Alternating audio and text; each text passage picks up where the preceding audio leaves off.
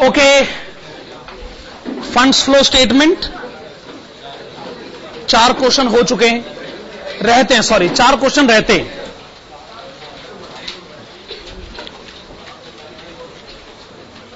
थोड़ा गीले कपड़े से करोगे तो ठीक है, करो बहुत ज्यादा काला हो गया।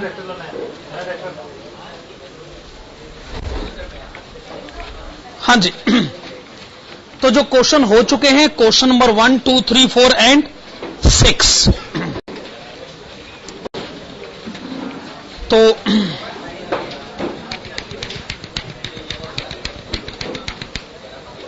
बाकी बच गए 5, 7, 8, 9 और मुझे एक रिविजनरी क्वेश्चन भी करवा के देना है, रिविजनरी क्वेश्चन नंबर 3।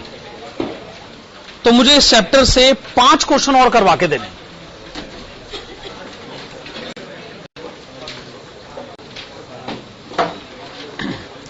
चलो रहने दो, चलिए आइए पेज नंबर 279 पर आइएगा। Please come to page number 279। आज की क्लास हम शुरू करते हैं क्वेश्चन नंबर 8 से। Question number 8, page number 279। Balance sheet of ABC limited as on 31st March 2009 and 31st March 2010 are as under। तो आपके सामने पहले ओपनिंग बैलेंस शीट गिवन है, बाद में क्लोजिंग बैलेंस शीट गिवन है। पढ़ते जाते हैं और करंट लायबिलिटीज और करंट एसेट्स को टिक लगाते जाते। करंट लायबिलिटीज, सबसे पहले क्रेडिटर्स को टिक लगाइए, आउटस्टैंडिंग एक्सपेंसेस को टिक लगाइए। कोई और करंट लायबिलिटी नहीं, क्योंकि हम जानते हैं कि डिविडेंड और इनकम टैक्स पेएबल को करंट लायबिलिटी मानने की गलती हम इस चैप्टर में नहीं कर सकते। एसेट साइड पर आइए, करंट एसेट्स को टिक करिए, stock, debtors, prepaid expenses, last में कैश एंड बैंक, ये सारी करंट एसेट्स है। करंट एसेट्स को सिर्फ शेड्यूल में लिखा जाएगा, वो भी ऑप्शनल है, आप चाहे तो शेड्यूल ना बनाएं। पर मुझे लगता है शायद इस क्वेश्चन में ऑप्शनल नहीं है, क्योंकि इस क्वेश्चन में कहा गया है कि आपको शेड्यूल बनाना है, नीचे लिखा हो। खैर एडिशनल इंफॉर्मेशन पड़ेगा। Number 1, new machinery for ₹6 lakh was purchased but an old machinery costing ₹2,90,000 sold for ₹1 lakh. Accumulated depreciation thereof ₹1,50,000. Debentures were redeemed at 20% premium. Investment sold for 90,000 and profit transferred to general reserve. Income tax paid during the year ₹1,60,000. Interim dividend of ₹2,40,000 has been paid during the year. Assume that provision for tax as current liability and proposed dividend as non-current liability. ये क्या झंझट है? वो ये कहते हैं जी provision for tax को current मान लो, प्रपोज डिविडेंड को नॉन करंट। नॉन करंट तो हम दोनों को मानते हैं। अब क्या करें? अब जब वो कह रहे हैं तो क्वेश्चन से तो पंगा हम ले नहीं सकते, तो लायबिलिटी साइड पे वापस जाओ। आप करंट लायबिलिटीज की टिक लिस्ट बना रहे थे ना, तो आपने क्रेडिटर्स और आउटस्टैंडिंग एक्सपेंसेस को टिक कर लिया, उसके नीचे प्रोविजन फॉर टैक्स को भी टिक कर दो आप। और ये काम हम मजबूरी में कर रहे हैं, हम प्रोविजन फॉर टैक्स को करंट मानने के फेवर में नहीं है, पर क्वेश्चन से पंगा भी हम नहीं ले सकते, सीधी सी बात है। वैसे करंट मानकर हमारा काम मुश्किल हो गया कि आसान हो गया? आसान हो गया। यानी अब हमने प्रोविजन फॉर टैक्स का कुछ नहीं करना। हां, शेड्यूल में जब आप बनाएंगे तब की तब देखेंगे, मेन आंसर में तो अब उसका कुछ नहीं करना। मैं तो कहता हूं करंट मानकर हमारा काम आसान हुआ, तो हमें शिकायत तो करनी नहीं चाहिए ना। चलिए आइए आंसर शुरू करते। फंड्स फ्लो स्टेटमेंट बनाई जाए।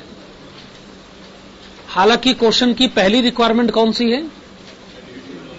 Schedule of changes in working capital. वो आप जानते हैं वो कोई बहुत ज्यादा मुश्किल काम तो है नहीं।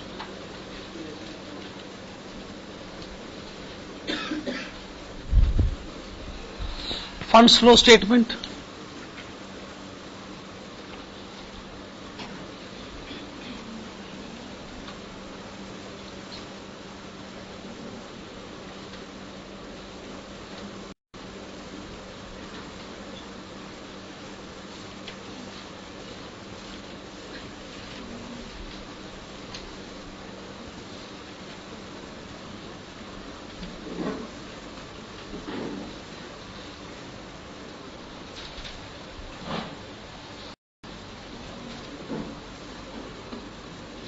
ठीक है, ये हो गया funds flow statement.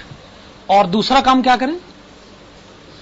Adjusted profit and loss account बना लें।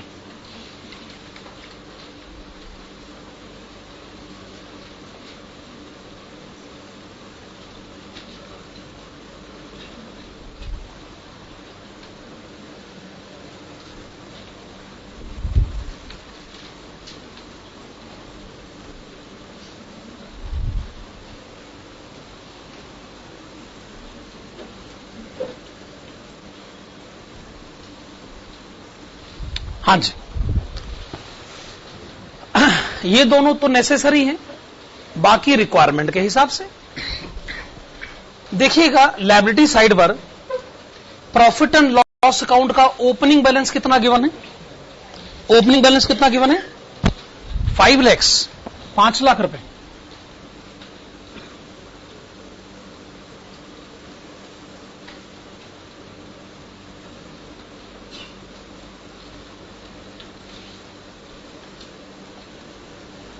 Okay, closing balance 7,20,000।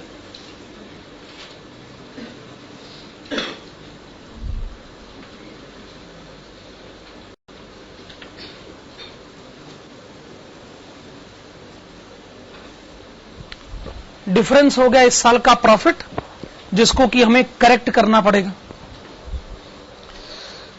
कहां से स्टार्ट करें, एसेट साइड से कि लायबिलिटी साइड से?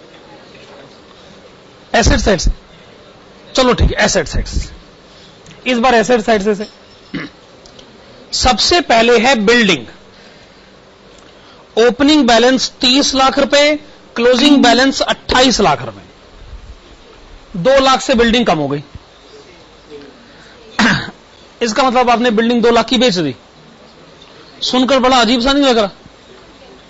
30 लाख में से 2 लाख की बिल्डिंग बेच दीजिए। ये नहीं हो सकता कि आपने इसके ऊपर डेप्रीसिएशन लगाया? डेप्रीसिएशन भी तो हो सकता है, क्वाइट पॉसिबल। अगर आपने डेप्रीसिएशन चार्ज किया है तो जरूर वो depreciation profit and loss account में कहीं चार्ज हुआ होगा।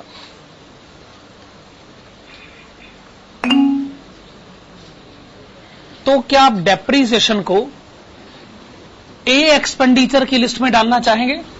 नो, क्योंकि डेप्रीसिएशन भले ही बिजनेस रिलेटेड एक्सपेंडिचर है, लेकिन वो वर्किंग कैपिटल रिलेटेड नहीं है। तो हम इसकी करेक्शन एंट्री पास करना चाहेंगे। तो डेबिट साइड पे ₹2 लाख।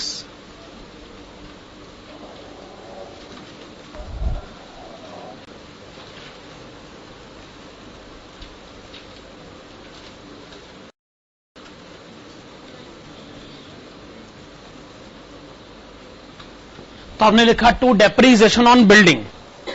ऐसा नहीं कि सेल ऑफ बिल्डिंग नहीं माना जा सकता, ऐसा मैं नहीं कह रहा हूं। सेल ऑफ बिल्डिंग मानोगे ना तो भी आंसर आ जाएगा, लेकिन मेरे ख्याल से वो एप्रोप्रिएट नहीं रहेगा। बिल्डिंग के बाद कौन सा है? Plant and machinery. जो भी एडजस्टमेंट प्लांट एंड मशीनरी से रिलेटेड है उसको आप इकट्ठा कर लीजिए।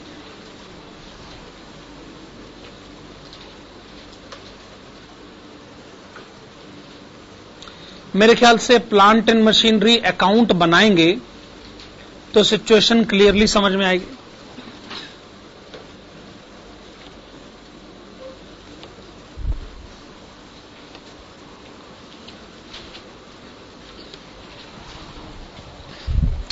Plant and machinery opening balance बताएंगे 36 लाख।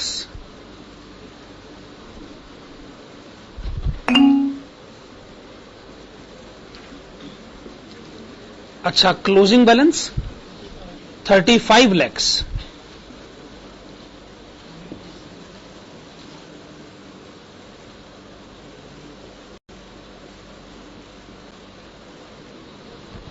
हो गया opening closing balance. Adjustment number 1 में लिखा है new machinery costing ₹6 lakh was purchased. तो डेबिट साइड पर आना चाहिए टू बैंक अकाउंट, ब्रैकेट्स में लिख लीजिएगा परचेज। आगे बढ़िए। Old machinery costing ₹2,90,000 sold for 1 lakh, accumulated depreciation 1,50,000। पहले तो आप ये बताइए इस मशीन की आज वैल्यू कितनी है? ये मशीन कभी 2,90,000 की खरीदी गई थी, इस पर आज तक डेप्रीसिएशन लग चुका है 1,50,000। तो आज इसकी कीमत कितनी है? 1,40,000। क्या ये बात सही? हमने आज इसको कितने में बेचा है? 1 लाख में। तो क्या ये मशीन 40,000 के लॉस पर बेची जा रही? ओके, तो आप लिखिएगा बाय बैंक अकाउंट और ब्रैकेट में लिखिएगा cell of machine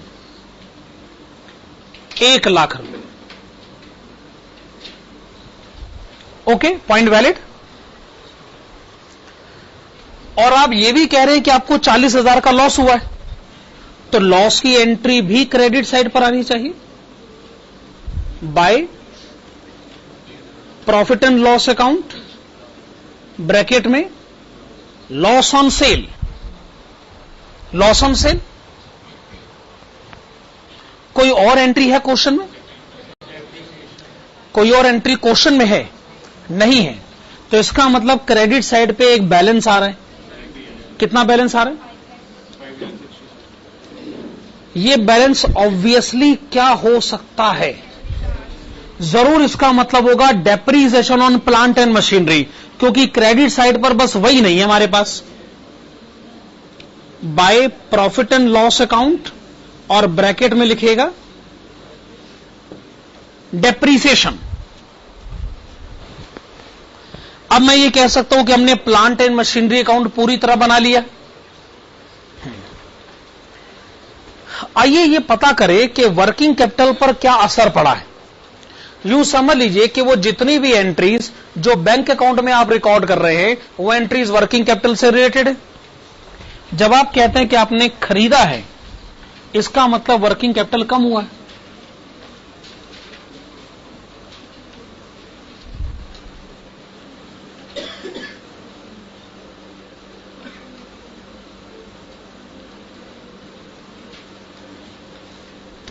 purchase of plant and machinery. और जब आप कहते हैं आपने बेचा है, तो वर्किंग कैपिटल आपका बढ़ गया है।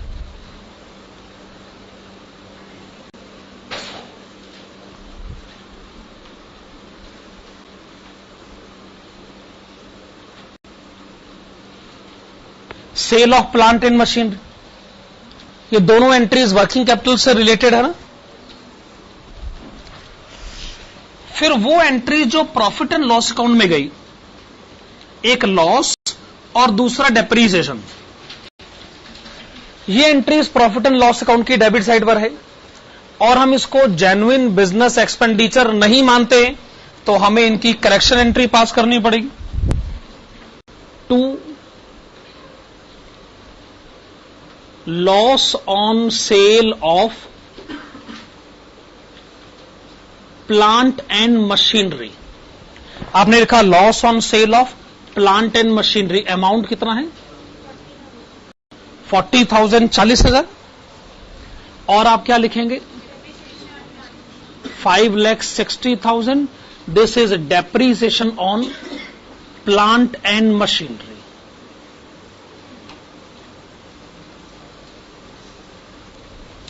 तो प्लांट एंड मशीनरी से रिलेटेड सारे ट्रांजैक्शंस रिकॉर्ड हो चुके और हम इस समय एसेट साइड को पहले डील कर रहे हैं.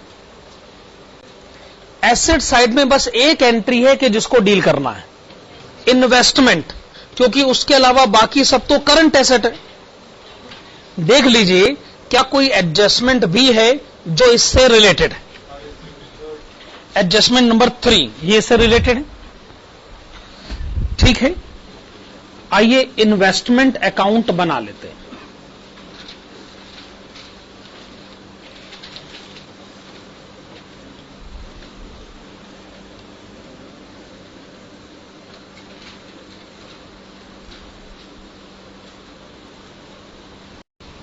इन्वेस्टमेंट अकाउंट बना लेते हैं.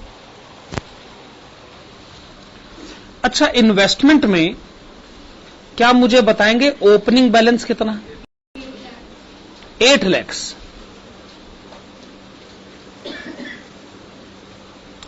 अच्छा, ये भी बताइएगा कि इसका क्लोजिंग बैलेंस कितना है?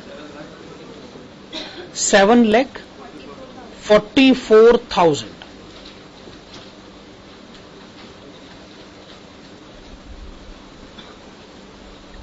$7,44,000. जो इन्वेस्टमेंट आपने बेची है, क्या आप उसकी कॉस्ट बता सकते हैं?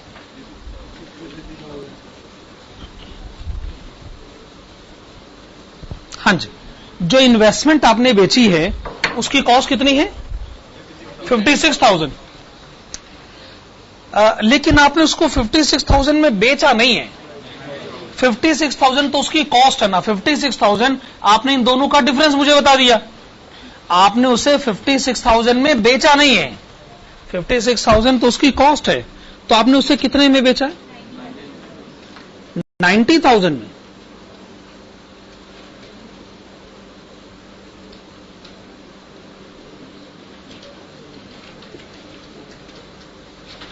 अच्छा, तो आप ये भी बता सकते हैं कितने प्रॉफिट पे बेचा है?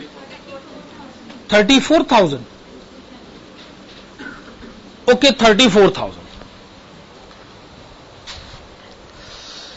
वैसे प्रॉफिट कहां नॉर्मली ट्रांसफर किया जाता है? P&L account. और यहां पर? अच्छा, यहां पर वो कहते हैं कि हमने प्रॉफिट को P&L में ट्रांसफर नहीं किया, हमने उसे जनरल रिजर्व अकाउंट में ट्रांसफर किया. अब जब वो कह रहे हैं तो ठीक ही कह रहे होंगे. To general reserve account. Normally हम ऐसा करते नहीं हैं, लेकिन अब जो है सो है. Profit on cell. चलिए काम करते हैं. जनरल रिजर्व अकाउंट लगे हाथ बना ले.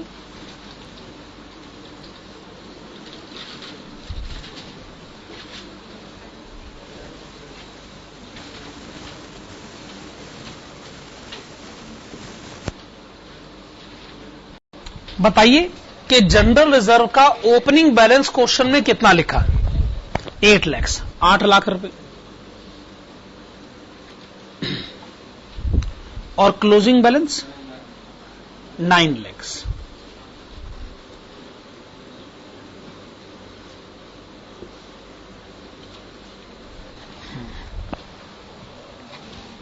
ये तो तय है कि आपका जनरल रिजर्व 1 लाख रुपए बढ़ गया. ये तो तय है. अब सवाल ये कि ये बढ़ा कैसे? ये जो इन्वेस्टमेंट आपने प्रॉफिट पर बेची थी और प्रॉफिट जो आपने जनरल रिजर्व में भेजा है, एक इसकी वजह से जनरल रिजर्व बढ़ा है. By investment account.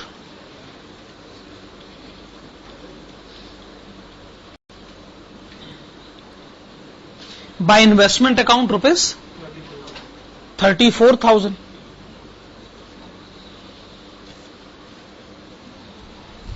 लेकिन 34,000 सफिशिएंट नहीं.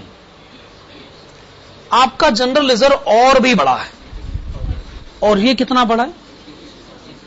66,000 ये कहां से बढ़ सकता है? Bye profit and loss account. ये बात सही। अब इन्वेस्टमेंट अकाउंट भी बन गया, जनरल रिजर्व अकाउंट भी बन गया। अब सवाल ये उठता है वर्किंग कैपिटल पे असर कितना पड़ रहा है? जब आप कहते हैं इन्वेस्टमेंट आपने बेची है, इसका मतलब आपका वर्किंग कैपिटल बढ़ा है।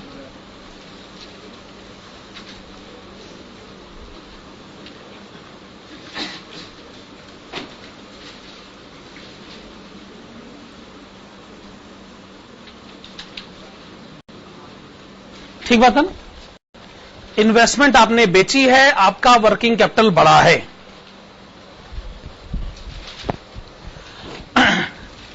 ये प्रॉफिट ऑन सेल, अगर ये entry profit and loss account में चली जाती ना, तो ये प्रॉफिट एंड लॉस अकाउंट की क्रेडिट साइड पर होती, और तब हम कहते हैं कि ये तो गलत एंट्री है, फिर हम इसका रेक्टिफिकेशन करते हैं। लेकिन जब प्रॉफिट एंड लॉस अकाउंट में गया ही नहीं, गलती हुई ही नहीं, तो हम सुधार कैसे सकते हैं? तो भूल जाइए उसको। और जनरल रिजर्व में आपने प्रॉफिट एंड लॉस अकाउंट से कितना चार्ज किया है? 66,000। ये जरूर डेबिट साइड से आपने पिक करा है, तो उसकी करेक्शन एंट्री पास कर लेते। To general reserve.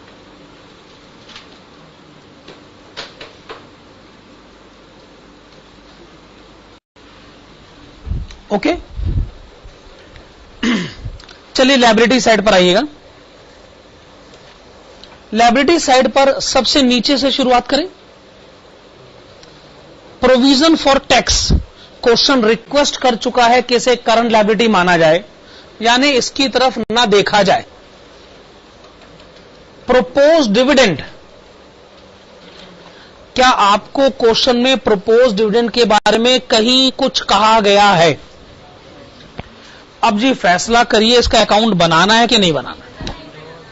नहीं बनाए, क्योंकि बड़ी सीधी सी बात है, आप अगर कुछ नहीं बताओगे तो हम मानेंगे, हमें मानना चाहिए कि जो पिछले साल का डिविडेंड प्रोपोज्ड था वो हमने इस साल पे कर दिया होगा, 6 लाख रुपए।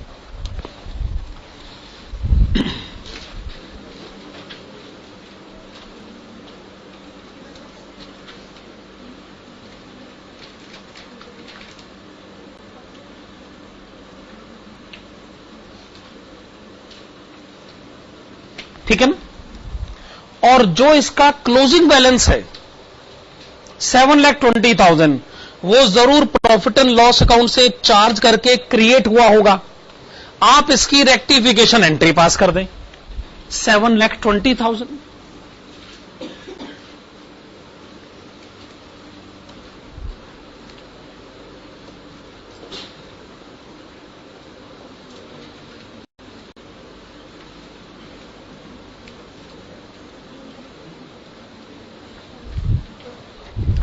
चलिए लगे हाथ इंटरिम डिविडेंड के बारे में बात करते हैं। पॉइंट नंबर 5 में लिखा है, आप जानते हैं जो डिविडेंड इसी साल प्रपोज हुआ, इसी साल पे हुआ, उससे इंटरिम डिविडेंड कहते हैं। 2,40,000 रुपए।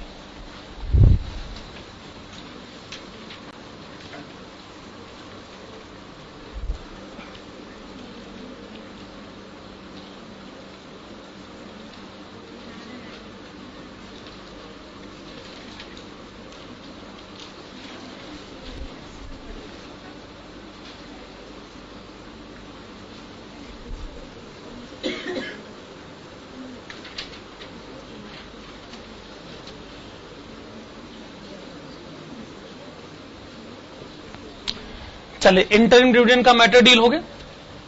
अब आगे बढ़े। क्रेडिटर्स आउटस्टैंडिंग एक्सपेंसेस को तो आप भूल जाइए। Bank loan, opening balance 10 lakh, closing balance 12 lakh. Bank loan बढ़ा है, एंट्री क्या पास हुई? Bank account debit to bank loan. इससे क्या आपका वर्किंग कैपिटल बढ़ा है? Bank account debit to bank loan, यानी वर्किंग कैपिटल आपका बढ़ा है। कितना बढ़ा है?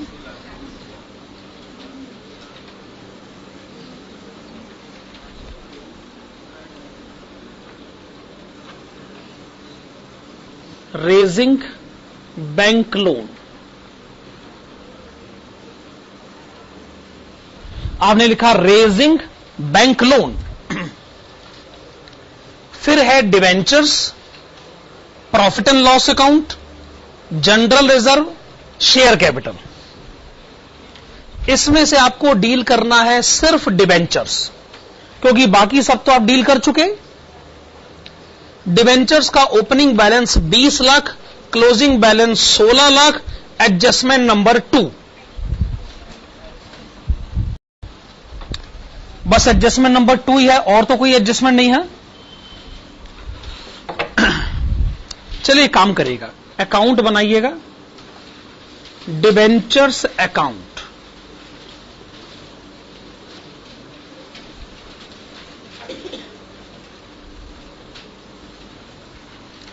आप मुझे डिवेंचर्स का ओपनिंग बैलेंस बताइए, कितना दे रखा है? 20 लाख। अच्छा, डिवेंचर्स का क्लोजिंग बैलेंस बताइए। 16 लाख।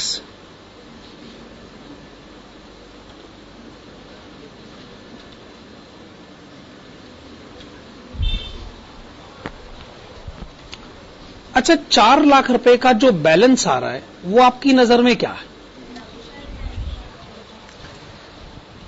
ये वो डिवेंचर्स है जो आपने रिडीम करे, पर समस्या ये है कि रिडम्पशन हुआ है प्रीमियम पर। अब इस एंट्री को डील कैसे किया जाए? अगर वो प्रीमियम वाली बात क्वेश्चन से आप हटा दें तो मैं सीधा लिख सकता हूं टू बैंक अकाउंट, और तब तो मैं ये अकाउंट ही ना बनाता, फिर तो मेरे लिए बात कहना बहुत आसान होता। पर वो कहते नहीं, हमने डिवेंचर्स को रिडीम किया है 20% प्रीमियम पर। 4 लाख रुपए तो रिडीम डिवेंचर्स की फेस वैल्यू। अब एंट्री को डील कैसे करें? इसका एक तरीका होता है, और वो तरीका क्या है कि आप लिखिएगा to debenture holders account.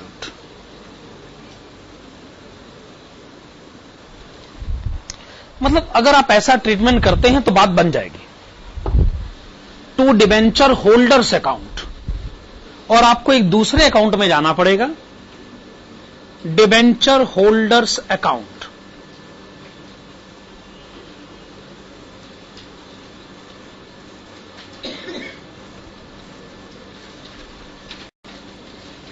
Debenture holders account की क्रेडिट साइड पे लिखेगा बाय डिवेंचर्स अकाउंट, ₹4 लाख। अब आप जैसा कहो वैसा कर देते। To bank account. आइए डिवेंचर होल्डर्स को पेमेंट कर देते, और अब हम ये पेमेंट करेंगे 20% प्रीमियम के साथ। 20% प्रीमियम के साथ, तो 20% ऐड करके कितना हो गया? 4,80,000। ठीक है ना? अच्छा, क्रेडिट साइड पर डिफरेंस आ गया 80,000, और ये 80,000 क्या है? प्रीमियम ऑन रिडम्पशन कहां से चार्ज किया जाता है? Bye profit and loss account. आपने लिखा bye profit and loss account, bracket में लिखेगा premium on redemption.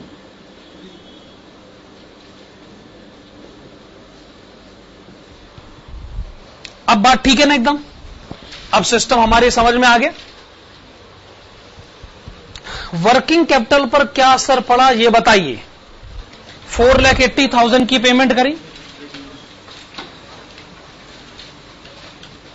Working capital कम करवाइए। Redemption of debentures,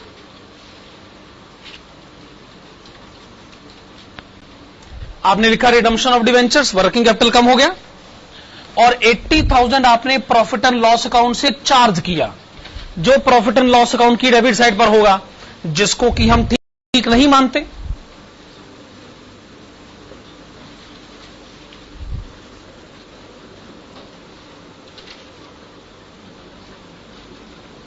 premium on redemption of debentures, premium on redemption of debentures. मेरे ख्याल से सारी एंट्रीज हो गई, मतलब कोई एंट्री हमारे हिसाब से बची नहीं है टैक्स को छोड़कर। टैक्स का हम क्या कर सकते हैं? जब आपने हमसे ये कसम दिलवा दी कि टैक्स को करंट लायबिलिटी मानना है, तो फिर हम क्या कर सकते हैं, है ना? 26,000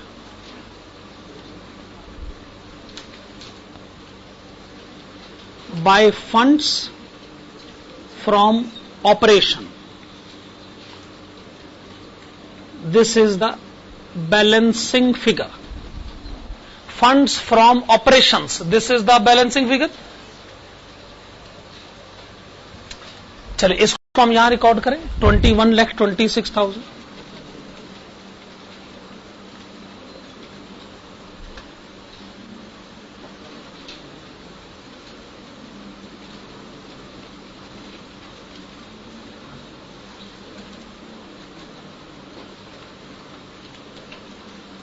आपने लिखा funds from operation 21,26,000।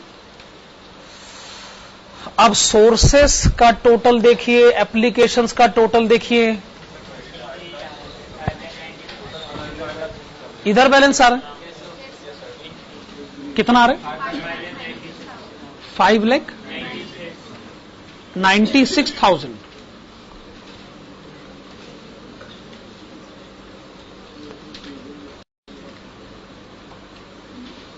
Okay, net increase in working capital.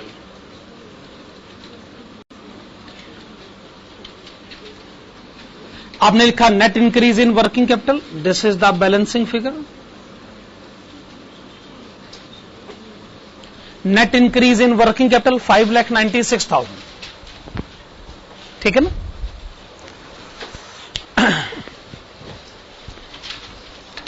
अब जैसी क्वेश्चन की रिक्वायरमेंट है, हमें schedule of changes in working capital बनाना पड़ेगा। पता नहीं आप घर जाके बनाए ना बनाए, तो बना लीजिए प्लीज। तो लास्ट में schedule of changes in working capital, last में schedule of changes in working capital बनाया जाए। Schedule of changes in working capital बनाने का प्रोसीजर आप जानते ही हैं। पहली हेडिंग पर्टिकुलर्स,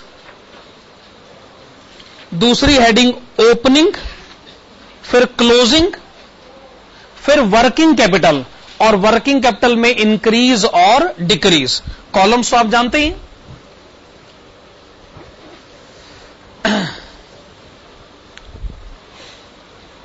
आइए करंट एसेट से शुरुआत करते हैं। पहली करंट एसेट लिखिएगा स्टॉक। पहली करंट एसेट लिखिएगा स्टॉक। ओपनिंग बैलेंस 9,60,000, 9,60,000 आपने लिखा। क्लोजिंग बैलेंस लिखिए 17 लाख। स्टॉक बढ़ गया, वर्किंग कैपिटल बढ़ गया, इंक्रीज साइड पर लिखिएगा 7,40,000, 7,40,000 रुपए। आगे बढ़िए, डेटर्स। ओपनिंग बैलेंस लिखिए 12 लाख रुपए, क्लोजिंग बैलेंस 15,96,000। इंक्रीज रिकॉर्ड करिए, इंक्रीज रिकॉर्ड करिए 3,96,000।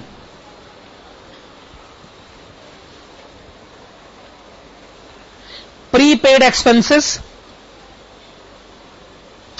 ओपनिंग रिकॉर्ड करिए 1 लाख, क्लोजिंग रिकॉर्ड करिए 80,000, 80,000। डिक्रीज रिकॉर्ड करिए 20,000। Cash and bank balance,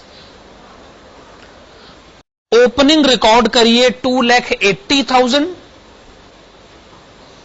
closing record करिए 1,70,000। डिक्रीज रिकॉर्ड करिए 1,10,000, 1,10,000। क्रेडिटर्स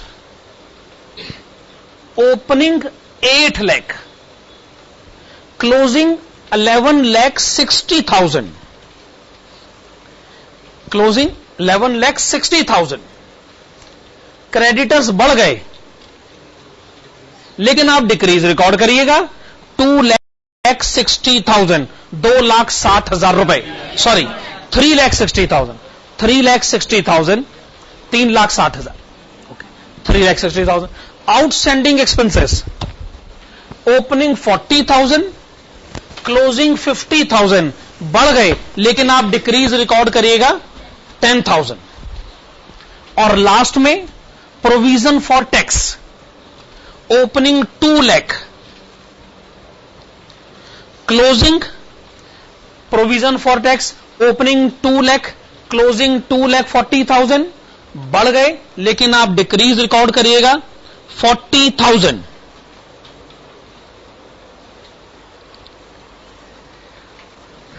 इंक्रीज का टोटल है 11,36,000, डिक्रीज साइड का टोटल है 5,40,000, 5,40,000, और दोनों का डिफरेंस 5,96,000, जो ऑलरेडी आप पता कर चुके हैं। Net increase in working capital 5,96,000। Okay, point valid. Schedule of changes in working capital बन गया।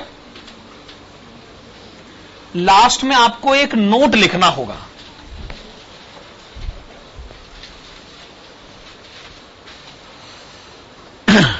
नोट में आप लिखेंगे since the provision for tax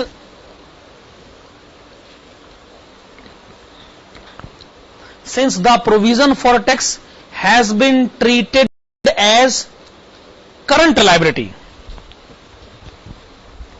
since the provision for tax has been treated as current liability, comma, the information given in the question,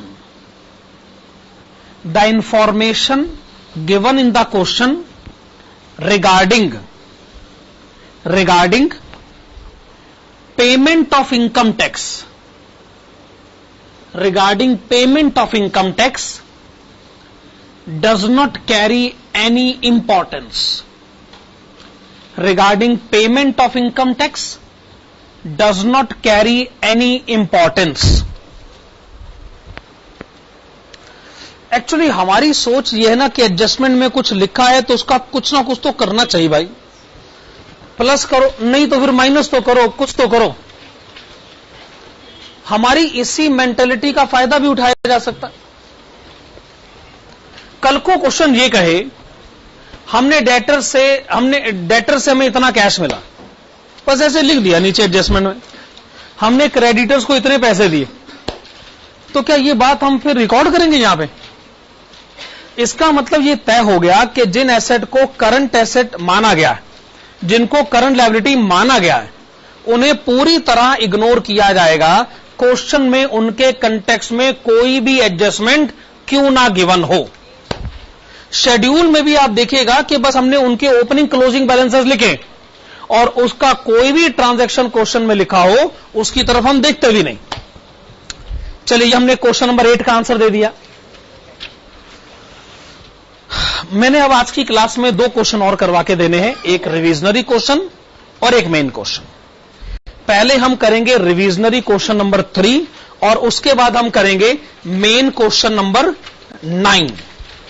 ये 2 question होंगे, बाकी 2 question इसके बच जाएंगे। वो हमारी अगली क्लास का टारगेट है। अगली क्लास फंड्स फ्लो स्टेटमेंट की लास्ट क्लास हो जाएगी। तो मैंने आपको बता दिया है, पहले रिविजनरी क्वेश्चन नंबर 3, फिर मेन क्वेश्चन नंबर 9। हां जी, रिविजनरी क्वेश्चन नंबर 3। मैं ये मान तो नहीं सकता एक क्वेश्चन आपने कर लिया होगा, मे भी हो सकता है कर लिया हो, मे भी हो सकता है ना कराओ।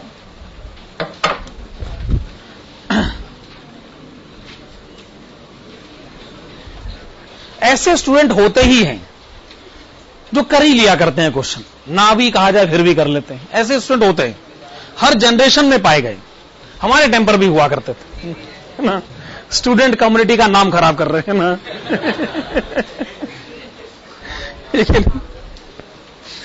Question number 3, page number 281, revisionary question number 3। Following are the summarized balance sheet of Growell Limited as on 31st March 2007 and 2008। तो आपको लायबिलिटीज और एसेट्स की डिटेल्स गिवन है। Share capital, general reserve, profit and loss, bank loan, long term, sundry creditors, provision for tax. चलिए टिक करिएगा sundry creditors बस, और कोई करंट लायबिलिटी नहीं है। सिमिलरली करंट एसेट्स को टिक करें, stock, debtors, cash and bank, ये सब करंट एसेट्स हैं। अगले पेज पर जो एडजस्टमेंट्स दे रखी हैं आप उनको एक बार पढ़ लें।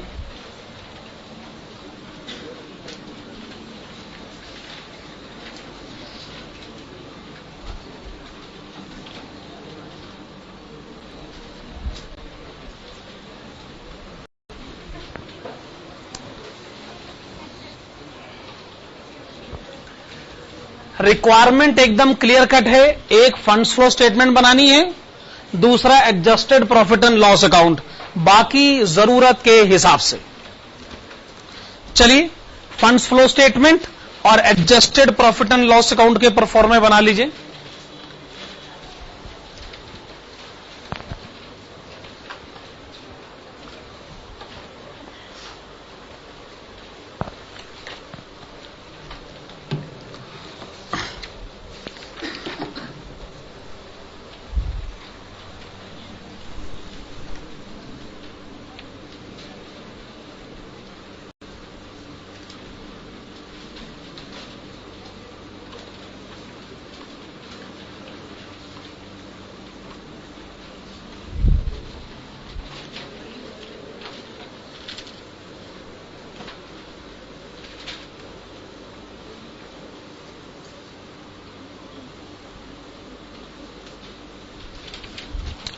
Profit and loss account opening balance लिखिए 30,500 और क्लोजिंग बैलेंस लिखिए 30,600।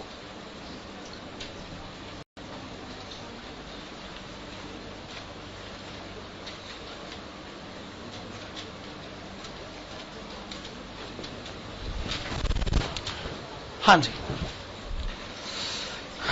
तो आइए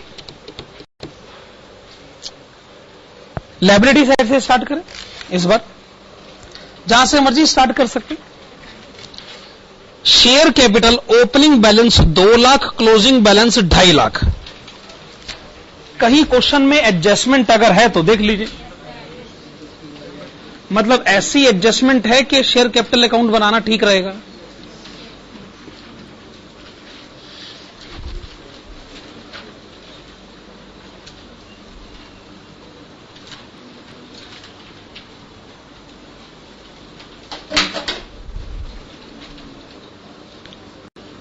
पहले इसका ओपनिंग बैलेंस लिखा जाए 2 लाख रुपए, क्लोजिंग बैलेंस लिखा जाए 2,50,000 रुपए,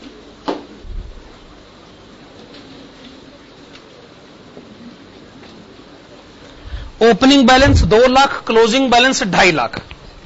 कौन सी एडजस्टमेंट है वैसे? नंबर 2। क्वेश्चन कहता है हां आपने 50,000 के शेयर इश्यू करे पर बदले में कैश नहीं मिला है, बदले में एसेट्स मिली हैं। एंट्री आपने पास करी होगी stock account debit, machinery account debit, goodwill account debit to share capital. तो by stock account, by machinery account,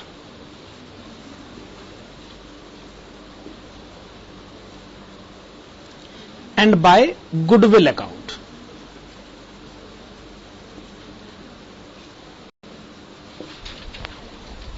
stock हमको दे रखा है 20,000 रुपए, मशीनरी हमको दे रखी है 25,000 रुपए, और गुडविल हमें दे रखी है 5,000।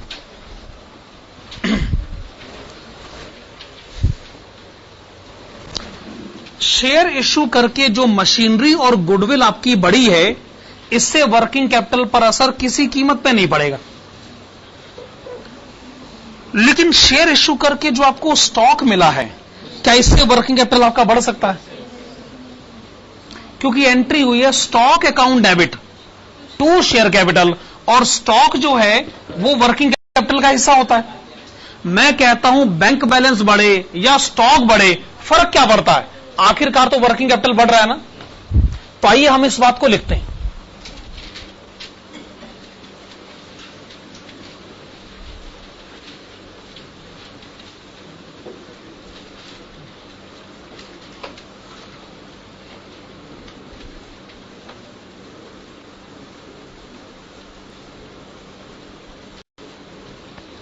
आपने क्या लिखा? Issue of shares for stock.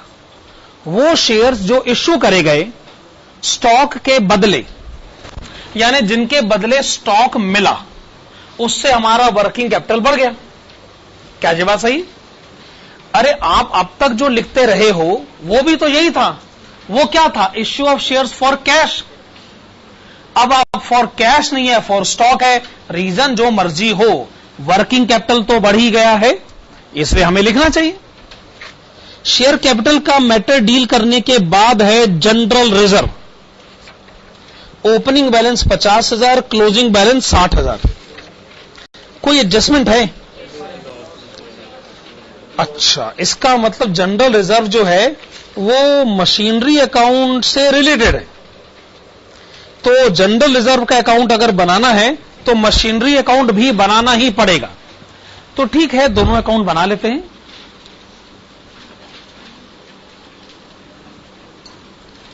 तो एक अकाउंट है मशीनरी अकाउंट,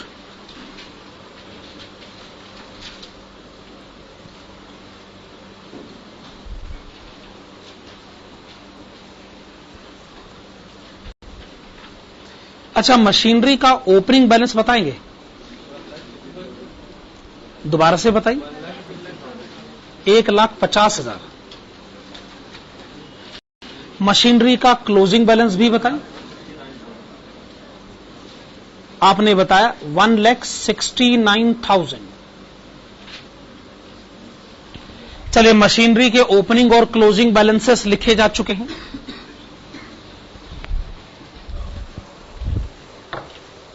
एडजस्टमेंट नंबर 2 जिसमें लिखा है कि 25,000 की मशीन खरीदी गई, बदले में शेयर्स इश्यू करे गए। तो एंट्री हो गई machinery account debit to share capital.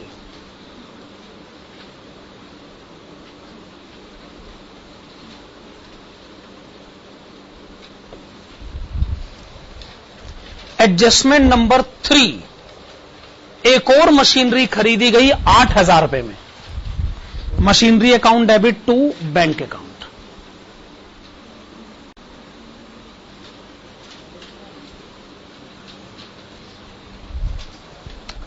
Adjustment number 4, machinery पर डेप्रीसिएशन लगाइए 12,000 रुपए। By profit and loss account, bracket में डेप्रीसिएशन 12,000 रुपए। ओके।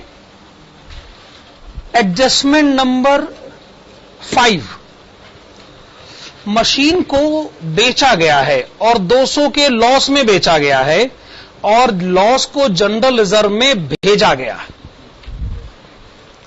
अगर आपने बेचा है तो एक एंट्री तो बैंक अकाउंट की भी होनी चाहिए, बाय बैंक अकाउंट सेल। और यह भी क्वेश्चन कहता है कि लॉस हुआ है और लॉस कहां चला गया है? बाय जनरल रिजर्व अकाउंट, और ब्रैकेट में लिखेगा लॉस ऑन सेल। और कितना लॉस है? ₹200। तो क्रेडिट साइड पे जो बैलेंस आ रहा है बता दीजिए। 1800, 1800 रुपए। जो मशीन बेची जरूर वो 2000 की होगी, तभी तो 1800 में बेची, तो 200 का लॉस भी हो गया।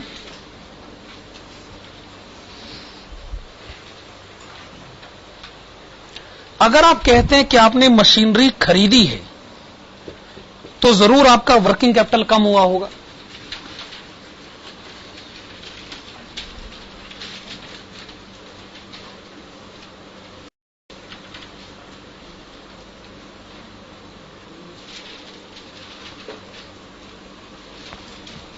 और अगर आप कहते हैं कि आपने मशीन बेची है तो जरूर आपका वर्किंग कैपिटल बढ़ गया होगा।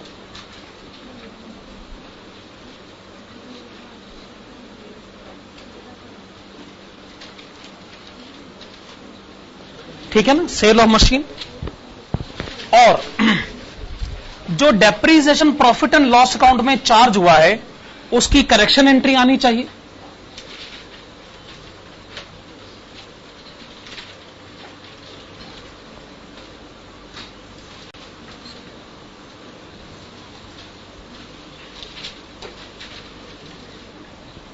और जो loss on sale profit and loss account में गया ही नहीं, उसकी करेक्शन एंट्री भी नहीं हो सकती। लॉस अगर प्रॉफिट एंड लॉस अकाउंट में चला जाता तो पक्का हम उसकी करेक्शन एंट्री पास करते, पर लॉस कहीं ना कहीं तो गया ही है, जनरल रिजर्व अकाउंट में गया।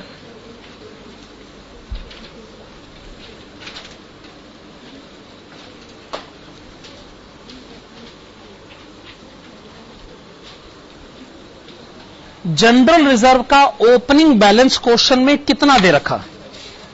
जनरल रिजर्व का ओपनिंग बैलेंस है 50,000।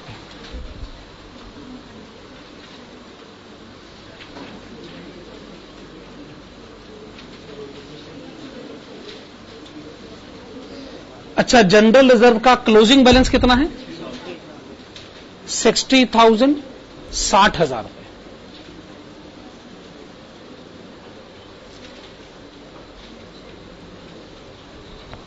ठीक है। ये जो 200 का लॉस है, अगर आपने इसको जनरल रिजर्व में ट्रांसफर किया है तो ये जनरल रिजर्व अकाउंट की डेबिट साइड पर आना चाहिए ना, to machinery account.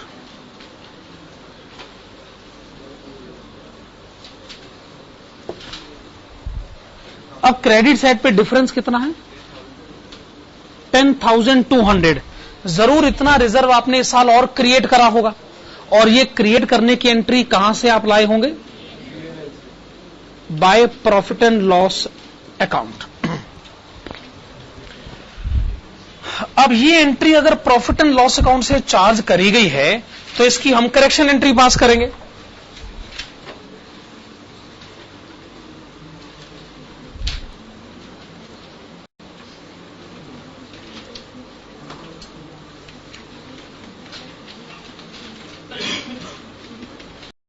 To general reserve.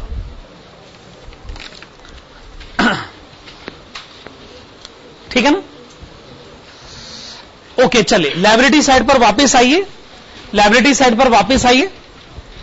Next entry है bank loan. Opening balance 70,000, closing balance 0। आपने बैंक लोन रीपे कर दिया। रीपे करा तो आपने पेमेंट करी होगी।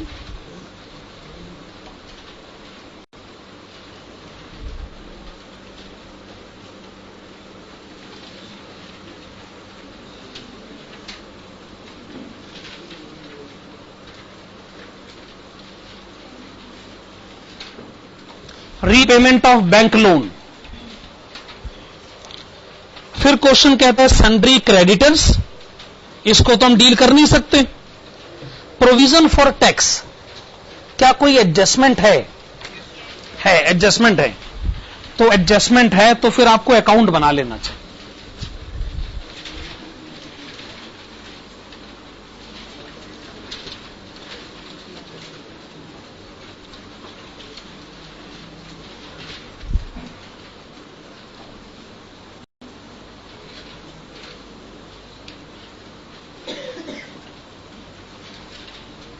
Provision for tax opening balance है 30,000,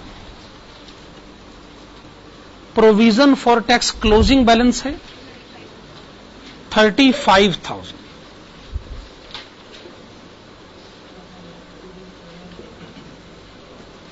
जो टैक्स आपने पे करा है टू बैंक अकाउंट और जो इस साल आपने प्रॉफिट एंड लॉस अकाउंट से चार्ज किया है bye profit and loss account.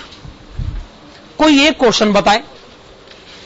Question ने बताया पॉइंट नंबर 5 में इनकम टैक्स प्रोवाइडेड, प्रोवाइडेड क्या मतलब है? ये जो प्रॉफिट एंड लॉस अकाउंट से चार्ज हुआ है 33,000,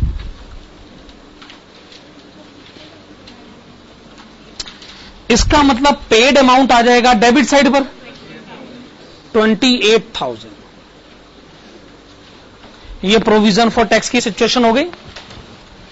तो आपने इनकम टैक्स पे करा है 28,000।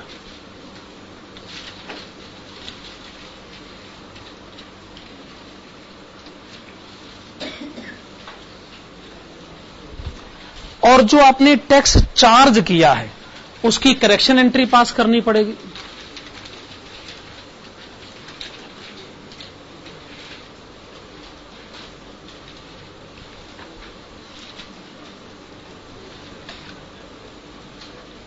Provision for tax 33,000।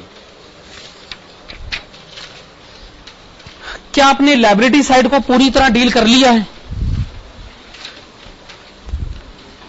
अच्छा, लायबिलिटी साइड में कहीं डिविडेंड कहीं नहीं बताया गया, नहीं है ना?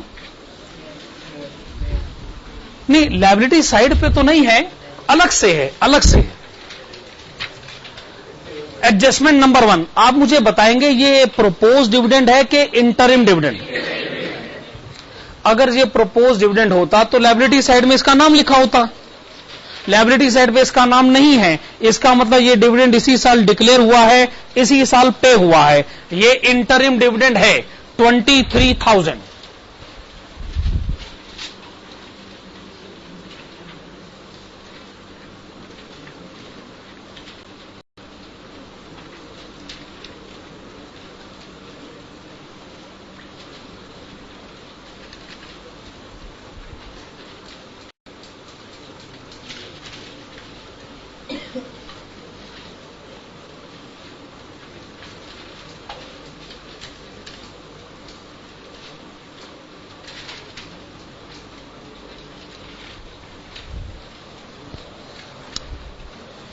एसेट साइड पर आए।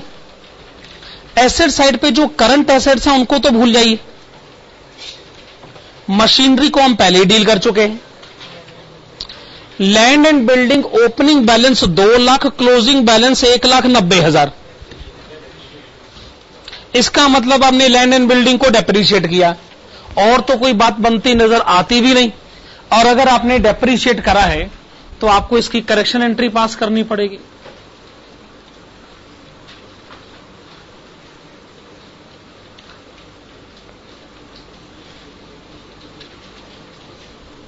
और तो कोई एंट्री बनती भी नहीं। उसके बाद क्या है?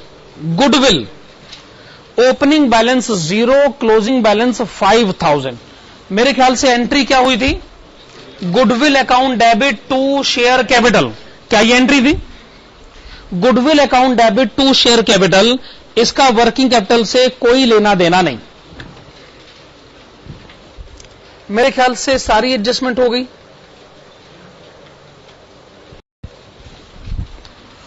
तो adjusted profit and loss account credit side by 58,000, 88,300। Funds from operation आपने बताया 88,300।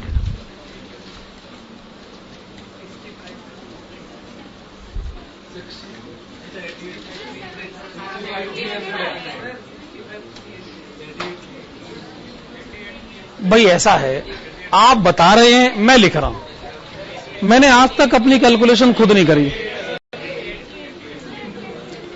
पहले आप अपना झगड़ा निपटा लीजिए।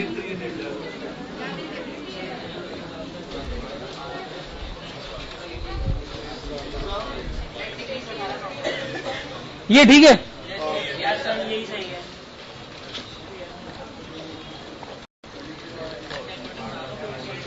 पता नहीं कुछ लोगों को क्यों दिक्कत हो रही। ये सही है?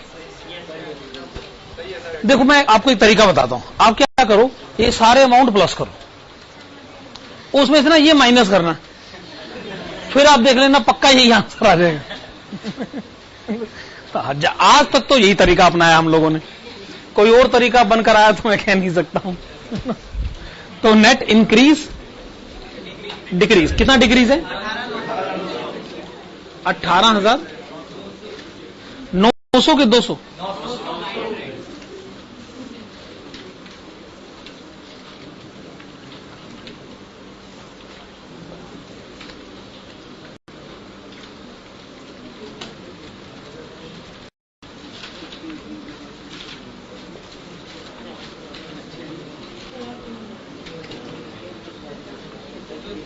So net decrease in working capital 18,900.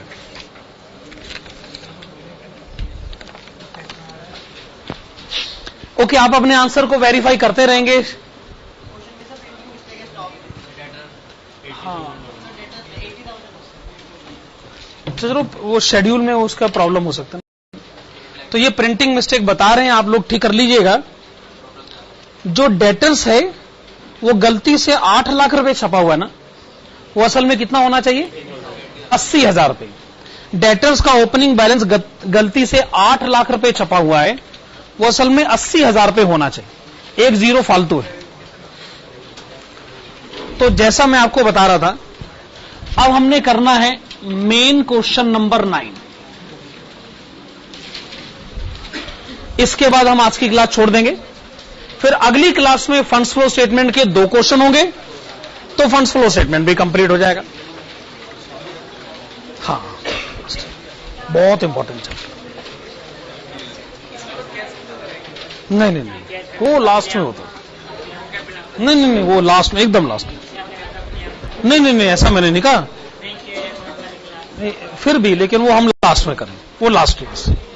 Okay, question number 9, page number 279। Question number 9। हाँ, पिछले क्वेश्चन में गुडविल इंक्रीज हुई है। सवाल यह कि इंक्रीज होते हुए एंट्री क्या पास हुई थी? अगर एंट्री पास होती goodwill account debit to bank account, तो मैं कहता मैंने पेमेंट करी है, वर्किंग कैपिटल कम हुआ है। पर यहां पर एंट्री क्या पास हुई है? Goodwill account debit to share capital account. Goodwill आई, शेयर चले गए, वर्किंग कैपिटल कहता जी मेरा तो इसमें कोई लेना देना है ही नहीं, है ना। क्वेश्चन नंबर 9, आइए करंट एसेट्स और करंट लायबिलिटीज को टिक करें। पहले current liabilities, creditors, bank overdraft, accrued expenses. Creditors, bank overdraft, accrued expenses. Current assets, stock, prepaid expenses, debtors, trade investment and cash. Trade investment भी करंट एसेट का part है, and cash. अच्छा, इस question में investment भी है, अगर आप ध्यान से देखें, ऊपर इन्वेस्टमेंट है, उसका मतलब है long term investment which is made outside the business, और ये है ट्रेड इन्वेस्टमेंट, और ये करंट एसेट का पार्ट है। क्या आप जानते हैं ट्रेड इन्वेस्टमेंट क्या होता है? ट्रेड इन्वेस्टमेंट क्या होता है, और ये करंट एसेट का पार्ट आखिरकार क्यों कहा जाए? देखिए, ऐसा है, ये तो तय है कि ट्रेड इन्वेस्टमेंट आपकी फिक्स एसेट नहीं होता। अगर वो करंट एसेट की लिस्ट में है, इसका मतलब वो आपकी फिक्स एसेट नहीं है। और यह भी तय है कि ट्रेड इन्वेस्टमेंट आपके लिए स्टॉक भी नहीं, क्योंकि स्टॉक तो अलग से लिखा हुआ है। अब हम ये बात नहीं समझ पा रहे कि ये स्टॉक नहीं है, ये फिक्स एसेट नहीं है, तो फिर ये होता क्या? जैसे हम लोगों का काम कोचिंग क्लासेस का है, इस बिल्डिंग में हम पढ़ा रहे हैं, ये हमारी फिक्स एसेट है। हम आपको पढ़ाते समय बुक्स असाइनमेंट सप्लाई करते हैं, ये हमारा स्टॉक है, क्योंकि ये स्टॉक हमने आपको देना है, ये हमारा स्टॉक है ना। पर जिस कुर्सी पर आप बैठे हैं, ये कुर्सी हमारे लिए क्या है? नहीं, देखिए, ये तो तय है कि ये कुर्सी हमारे लिए फिक्स एसेट नहीं। रीजन बड़ा सिंपल सा है, इस कुर्सी की लाइफ 1 साल तो बड़ी दूर की बात है, ये कुर्सी 6 महीने नहीं चलती हमारी। मतलब अगर हम एक बैच पढ़ाए ना, तो स्टूडेंट इस कुर्सी पर यह सोच के बैठता है कि मैं इसको लेके तो जा नहीं सकता हूं, ये तो तय, ये हम मुझे लेने नहीं जाने देंगे, ये कुर्सी मुझे यही छोड़ के जा रही, पर मैं इसकी वो हालत करके जाऊंगा कि इसके ऊपर कोई और ना बैठ सके जिंदगी में। अरे साहब, हमें हर 6 महीने के बाद कुर्सी बदलनी पड़ जाती है, तो कुर्सी किसी कीमत पर हमारे लिए फिक्स एसेट नहीं। जिसकी लाइफ 6 महीने ना हो, उसको आप कैसे फिक्स एसेट कहेंगे? अच्छा, ये कुर्सी हमारे लिए स्टॉक क्यों नहीं? क्योंकि ये हम स्टूडेंट को कुर्सी नहीं देने वाले हैं। स्टॉक तो तब हो ना जब हम स्टूडेंट को कहें कि आप पढ़ने के लिए आए हो, एक तो ये किताबें आपकी है और एक एक कुर्सी भी आपकी है, जाते जाते अपनी कुर्सी लेते जाना। ये स्टॉक कैसे हो सकता है? क्योंकि ये हमने अपने स्टूडेंट को नहीं देनी है। तो बताइए, कुर्सी हमारे लिए क्या है? ये फिक्स एसेट हमारे लिए नहीं है, ये स्टॉक हमारे लिए नहीं है। तो इस तरीके की इन्वेस्टमेंट को कहा जाता है ट्रेड इन्वेस्टमेंट, और ये करंट एसेट का पार्ट हमें मानना पड़ता है, क्योंकि फिक्स एसेट ये है ही नहीं। लेकिन अगर ये काम करना है, ये बिजनेस करना है, तो कुर्सियां हमको खरीदनी पड़ती है भाई।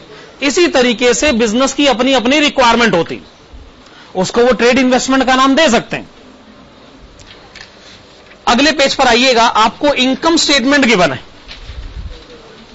और इनकम स्टेटमेंट के नीचे कुछ एडजस्टमेंट भी हैं, और क्वेश्चन कहता है कि आपको फंड्स फ्लो स्टेटमेंट बनानी। तो आप एक काम करिएगा, फंड्स फ्लो स्टेटमेंट का प्रोफॉर्मा बना लीजिएगा।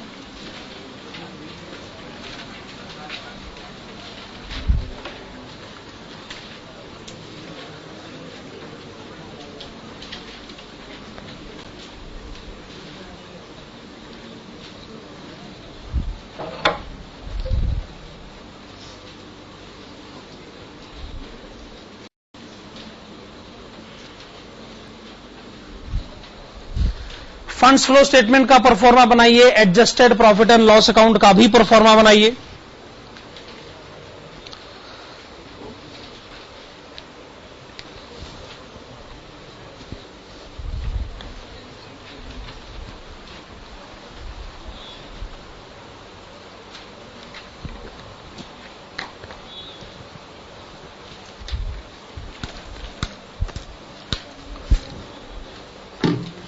आप ये बताएंगे कि इस साल आपने नेट प्रॉफिट कितना कमाया।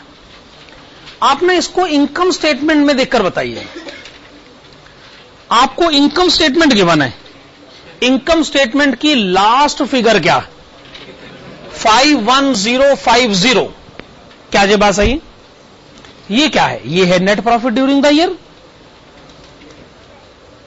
अब आप लायबिलिटी साइड पे जाइए, आप देखिएगा लायबिलिटी साइड पर कहीं प्रॉफिट एंड लॉस अकाउंट तो नहीं है, लेकिन रिजर्व अकाउंट है, और वो प्रॉफिट एंड लॉस अकाउंट के इक्वल ही होता है ना। रिजर्व का ओपनिंग बैलेंस बताइए, 123250।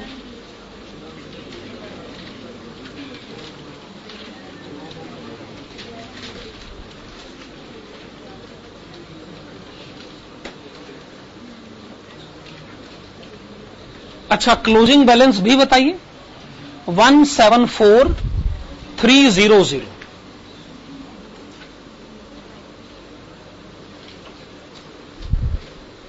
ये हो गया क्लोजिंग बैलेंस। अब आप ये बताइए कि ओपनिंग बैलेंस और क्लोजिंग बैलेंस में डिफरेंस कितना? ओपनिंग और क्लोजिंग बैलेंस में डिफरेंस कितना है? 51050, और ये वही है जो इनकम स्टेटमेंट का फाइनल आंसर। ठीक है, इसका मतलब हमारी शुरुआत तो सही हुई है। बाकी देखते हैं कि मामला कहां तक पहुंचता है। एसेट साइड सबसे पहले है लैंड, जिसके ओपनिंग क्लोजिंग बैलेंस में कोई फर्क नहीं। तो जब कोई फर्क ही नहीं तो हम क्या कर सकते हैं फिर? ना खरीदा, ना बेचा, ना डेप्रीसिएशन, तो इसका मतलब इस पर तो डिस्कशन करना बेकार है हमारे लिए। बिल्डिंग और मशीनरी और इन्वेस्टमेंट, 3 जी हमको डिस्कस करना है। तो आइए पहले बिल्डिंग के बारे में बात कर ले।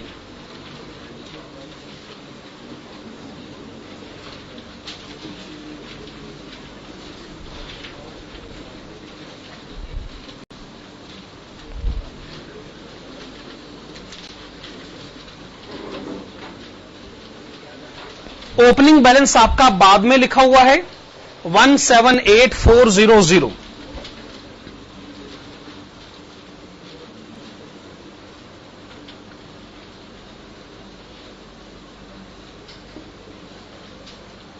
और क्लोजिंग बैलेंस 601800। कोई एडजस्टमेंट? बिल्डिंग पे लगा है डेप्रीसिएशन 6600 रुपए, और कोई एडजस्टमेंट नहीं।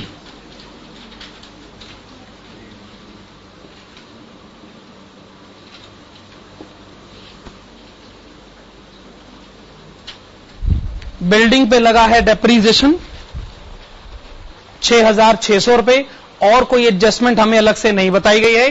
तो building account debit side, balancing figure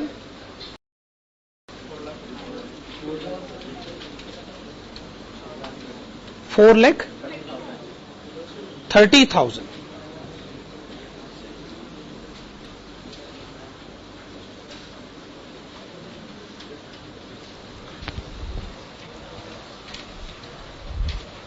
चलिए बिल्डिंग अकाउंट तो बन गया। पहले करेक्शन एंट्री पास कर ले, 6600 का डेप्रीसिएशन।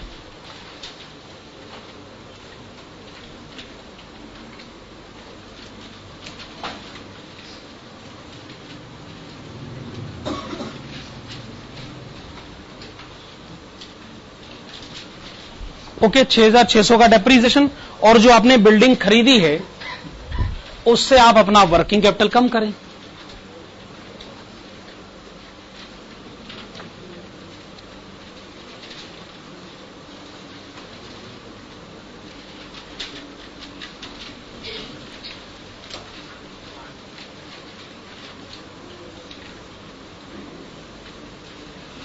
₹4,30,000। एसेट साइड पर वापस आइए। Next matter related to machinery.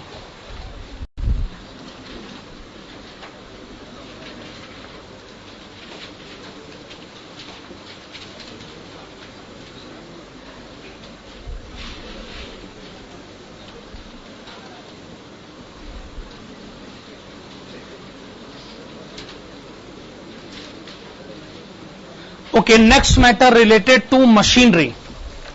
चलिए, मशीनरी का ओपनिंग बैलेंस 107050।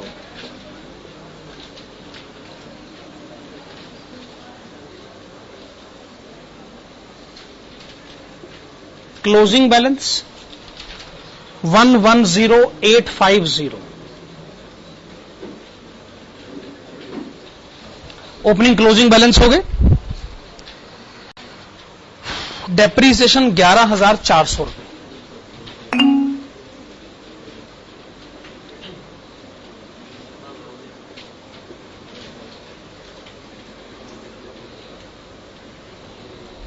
डेप्रीसिएशन 11,400 रुपए। फिर वो कहते हैं हमने मशीन 1,850 के प्रॉफिट पर बेची, ऐसा इनकम स्टेटमेंट में लिखा है। एडजस्टमेंट नंबर 1 में लिखा है कि जो मशीन बेची गई है उसकी बुक वैल्यू 9,150 है। तो लिखा जाए बाय बैंक अकाउंट। आप कहते हैं कि बुक वैल्यू है 9,150, और इनकम स्टेटमेंट में लिखा है उसे बेचा गया है 1,850 के प्रॉफिट पर। तो हमने इसको बेचा है 11,000 में, और जो 1,850 का प्रॉफिट है वो डेबिट साइड पर आ जाएगा।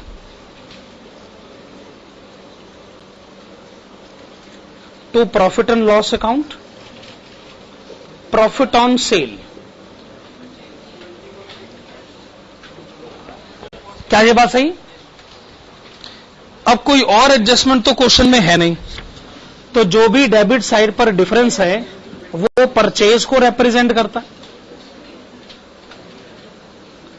तो बता दीजिए बैलेंस कितना है? 2,350। तो आपने कहा 2,4,350 का जो बैलेंस है वो है परचेज ऑफ मशीन। ये जो बैलेंसिंग फिगर आपका है, वर्किंग कैपिटल का असर, सेल ऑफ मशीन 11,000 रुपए,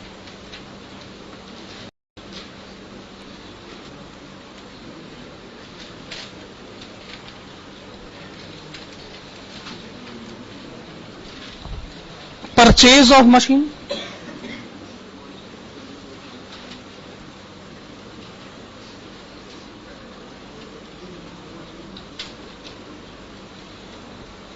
24,350 रुपए।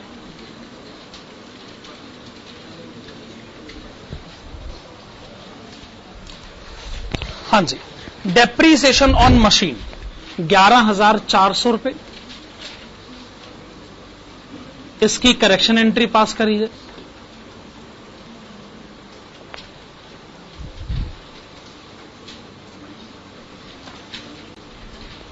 और प्रॉफिट ऑन सेल, जरूर ये प्रॉफिट एंड लॉस अकाउंट की क्रेडिट साइड पर क्या होगा, ये बिजनेस इनकम नहीं माना जा सकता, इसकी करेक्शन एंट्री भी इधर ही आएगी।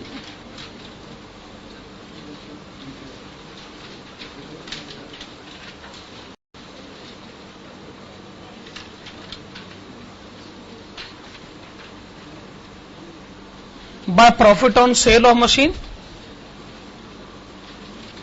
1,850 रुपए। क्या कहते हैं, मशीन से रिलेटेड हो गई सारी एंट्रीज?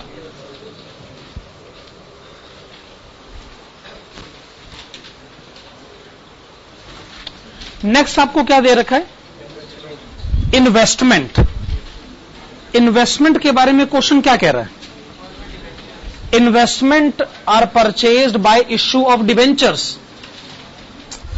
अब मैं क्या, इन्वेस्टमेंट अकाउंट बनाना जरूरी तो नहीं है, लेकिन चलिए बना ही लेते हैं।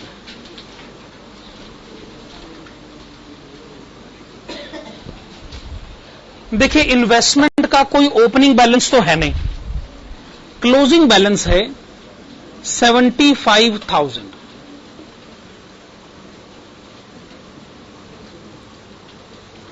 और इन्वेस्टमेंट आपने खरीदी है, ये तो जानते हैं हम लोग।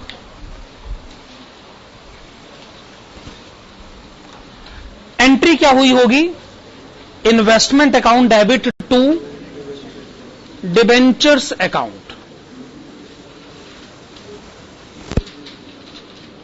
75,000।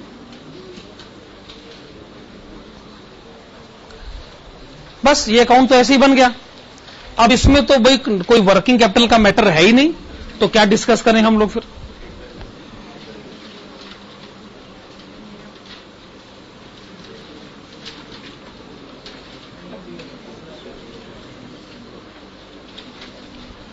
अच्छा, डिबेंचर्स का ओपनिंग बैलेंस कितना गिवन है? 0। Closing balance 2,40,000।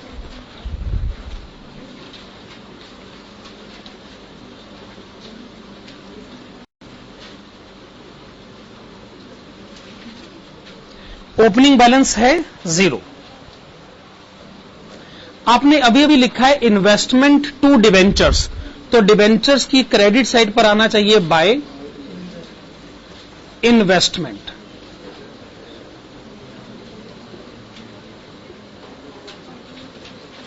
$75,000। इसका मतलब आपने कुछ डिबेंचर और इश्यू करे 1 लाख, जरूर इसकी एंट्री रही होगी bank account debit to debentures. By bank account.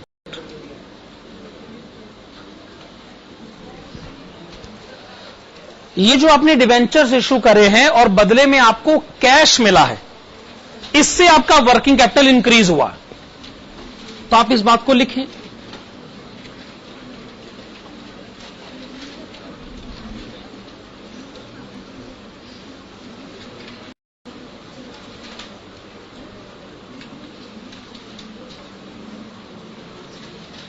आप इसको ऐसे भी लिख सकते हैं, इश्यू ऑफ डिवेंचर्स ब्रैकेट में फॉर कैश।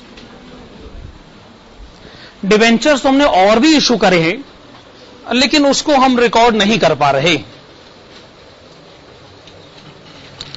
चलिए एसेट साइड पर वापस लौट कर आइए। आप देख रहे हैं कि एसेट साइड के सारे मैटर्स को डील किया जा चुका है, बाकी सब तो करंट एसेट है। अकॉर्डिंगली अब आप लायबिलिटी साइड पर आ सकते हैं। ओके, लायबिलिटी साइड सबसे नीचे लिखा है इनकम टैक्स पेएबल। सबसे नीचे लिखा है income tax payable.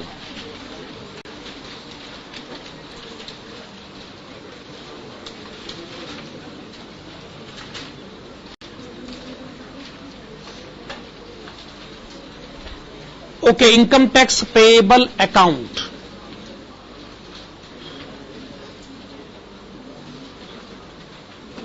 By balance brought down 16850, closing balance 48250।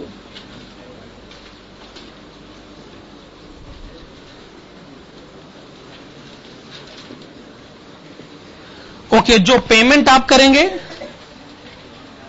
To bank account, और जो प्रॉफिट एंड लॉस अकाउंट से चार्ज करेंगे bye profit and loss account. अच्छा, क्वेश्चन में एक थोड़ा प्रिंटिंग एरर है। जो इनकम स्टेटमेंट आपको गिवन है उसमें आइएगा, उसमें एकदम आखिर में लिखा है ना profit before tax less income, वो असल में है इनकम टैक्स।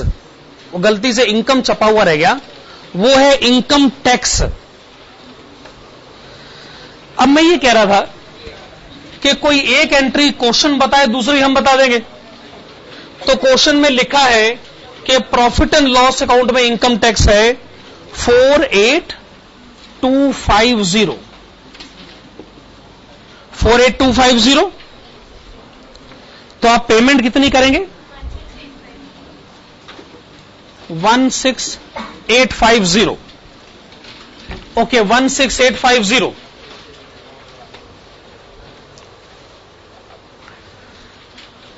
जो टैक्स आपने पे करा है, इससे आप अपना वर्किंग कैपिटल कम करवाइए।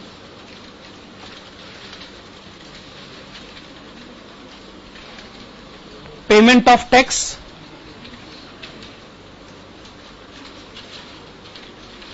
16850, और जो प्रॉफिट एंड लॉस अकाउंट से चार्ज हुआ है उसकी करेक्शन एंट्री पास करिए।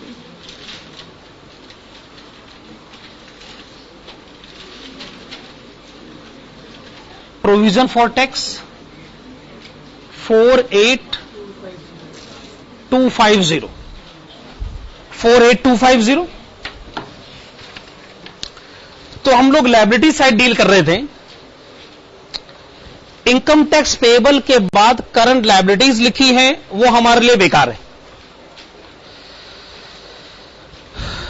Long term loan, opening balance 50,000, closing balance 40,000, तो आपने 10,000 का लॉन्ग टर्म लोन रीपे करा है।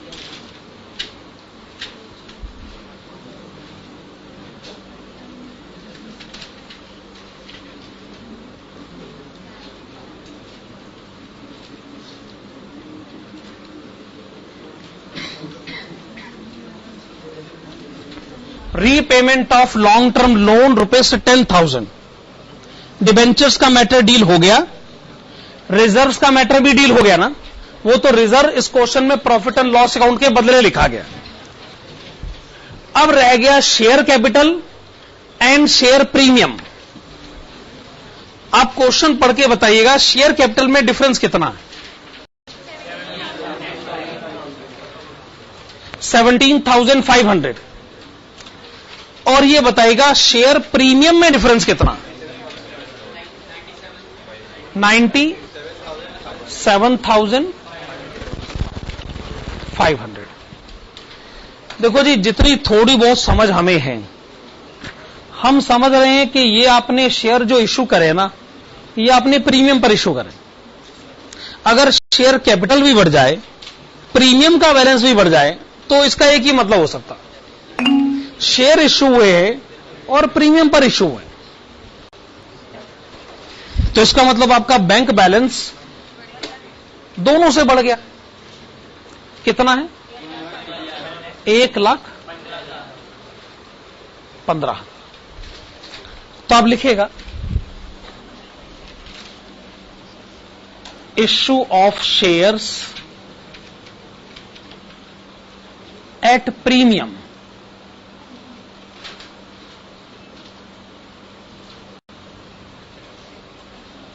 तो शेयर कैपिटल बढ़ गया 17,500 रुपए और प्रीमियम बढ़ गया 97,500 रुपए और दोनों का टोटल बढ़ गया 1,15,000 रुपए।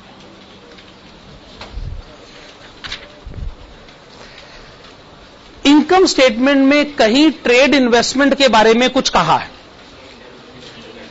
देखिए, अगर हमने ट्रेड इन्वेस्टमेंट को करंट एसेट मान लिया है तो हमें उससे कोई लेना देना नहीं, उसकी किसी एडजस्टमेंट, किसी इंफॉर्मेशन से हमें कोई लेना देना है कि नहीं? तो आप मुझे बता दीजिएगा कि फंड्स फ्रॉम ऑपरेशन कितना है।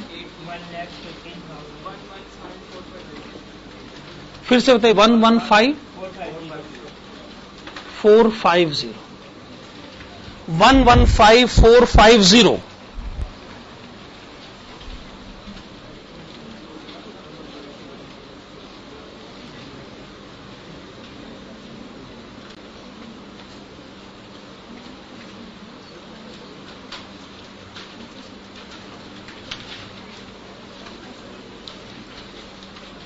वन 115,450। अब तो आप फंड्स फ्लो स्टेटमेंट को डिक्रीज क्लोज करें। मेरे ख्याल से नेट इंक्रीज तो डिक्रीज आ रहा है, इधर बैलेंस आ रहा, डिक्रीज है 74,750।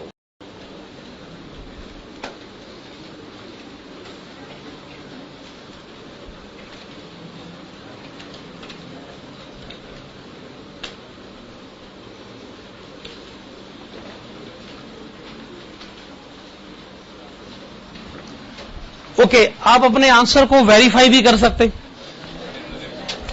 लेकिन वेरीफाई तो आप अभी करेंगे, ये नहीं हो सकता कि आप घर जाके करेंगे। हमारे पास टाइम है, आखिरकार हमारी तरफ से वैसे तो आंसर हो चुका है, लेकिन जब अगला क्वेश्चन करना ही नहीं है तो हम तो चाहेंगे 5 मिनट और बीत जाए हमारे। Schedule of changes in working capital. देखो भी घर जाके भी तो बनाना ही है ना, तो भी बना लेते। Schedule of changes in working capital,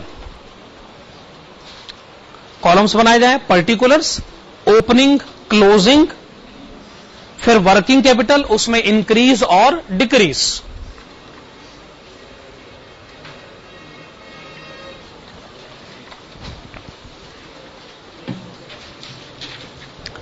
चलिए शुरू करते हैं। सबसे पहले लिखिएगा स्टॉक।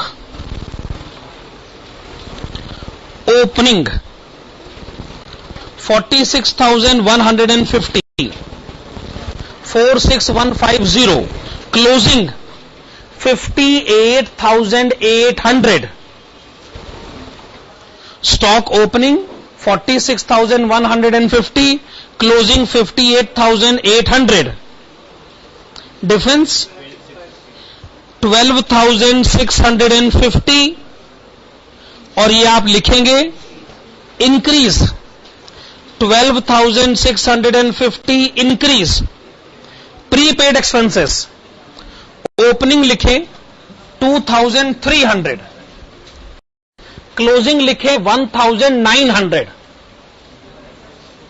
डिक्रीज लिखा जाए 400 डिक्रीज लिखा जाए 400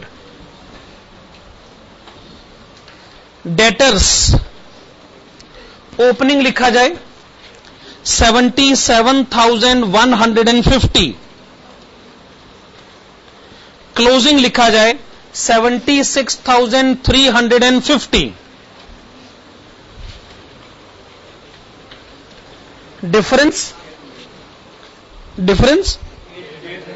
800 और 800 आप लिखेंगे डिक्रीज 800 आपने लिखा decrease trade investment opening 1,05,000 closing 40,000 difference 65,000 decrease cash opening 95,900 closing 77,400 difference 18,500 decrease creditors opening 27,100 closing 28,800 difference 1,700 decrease bank overdraft opening 6,250 closing 7,500 difference 1,250 decrease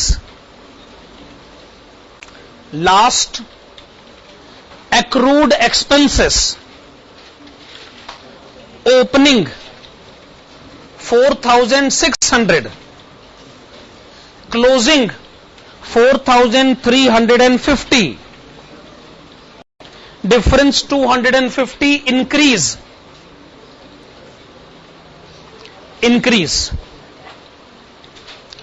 खैर इंक्रीज का टोटल 12,900 इंक्रीज का टोटल 12,900 और डिक्रीज का टोटल 87650 डिक्रीज का total 87650 difference हो जाएगा net decrease in working capital वही answer है एकदम। इस क्वेश्चन में ट्रेड इन्वेस्टमेंट करंट एसेट है तो क्वेश्चन में दी गई उस इंफॉर्मेशन से हमें कोई लेना देना नहीं। चलिए आज की क्लास कंप्लीट करते हैं। Thank you. अगली class funds flow statement last class.